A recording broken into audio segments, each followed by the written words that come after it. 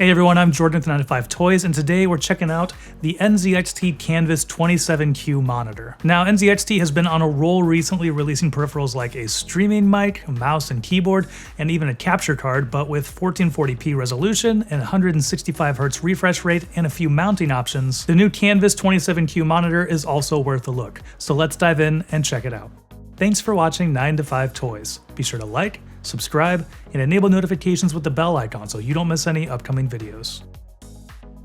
In addition to the 27Q, NZXT is also offering a 32-inch slightly curved version, so if you need a little more real estate, then you might want to take a look at that. But today we got our hands on the 27Q with the monitor stand, so that is what we're going to be taking a hands-on look at. And some quick specs here: this is a 27-inch IPS panel.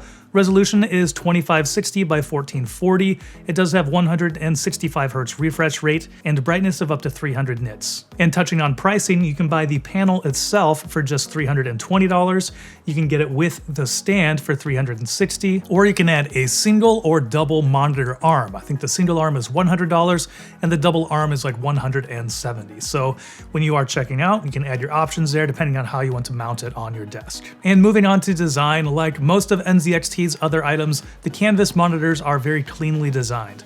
That's something that I've been a huge fan of with the cases that NZXT offers. The chin is just over 3/4 of an inch and the bezels are just over 1/4 of an inch, so nice slim display there. Both sizes of the Canvas monitors come in black or white colorways.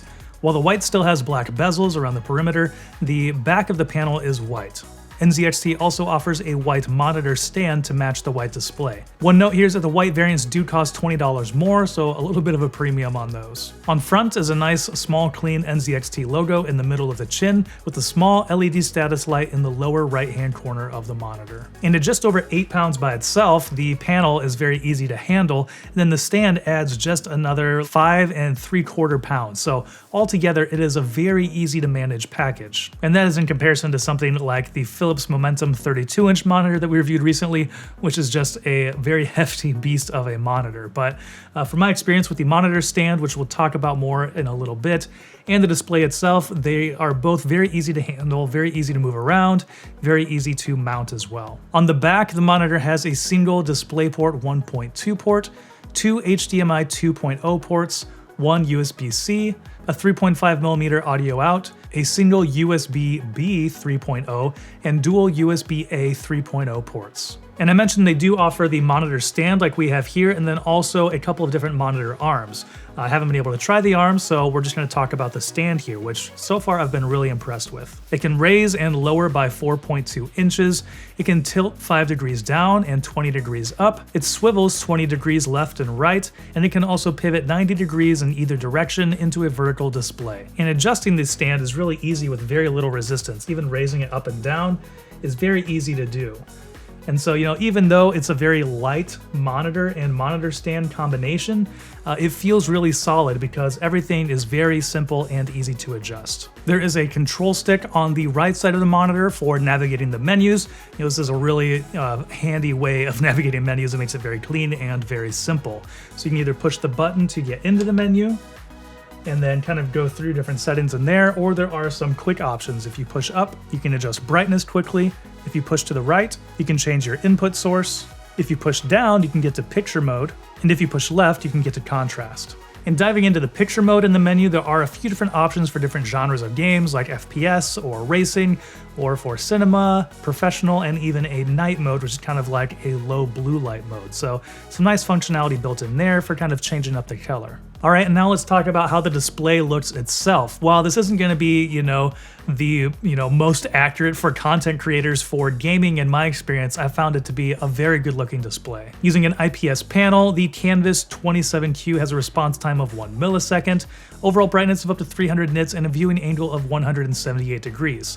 Though in my experience, it does look the brightest from in front of the monitor. Running the UFO monitor test, the image looked sharp and didn't have too much ghosting. Diving into the menu, there is an adjustment for response time, and I was a little surprised by how little of an effect adjusting the response time made for the UFO test. It brightened up the image a bit and maybe sharpened it slightly, but overall, it really wasn't much of a change. But even just in its stock form, the normal setting for response time, I found this monitor to be a lot of fun for playing games. I often play FPS games, and typically typically use 1440p resolutions, and playing Battlefield 2042, the monitor is smooth and quick and feels fast for fast-paced FPS games. And talking about the size, a 27-inch monitor, in the past I've been using some ultra-wide monitors like the Dark Matter 49-inch, which is basically two 27 inches combined together.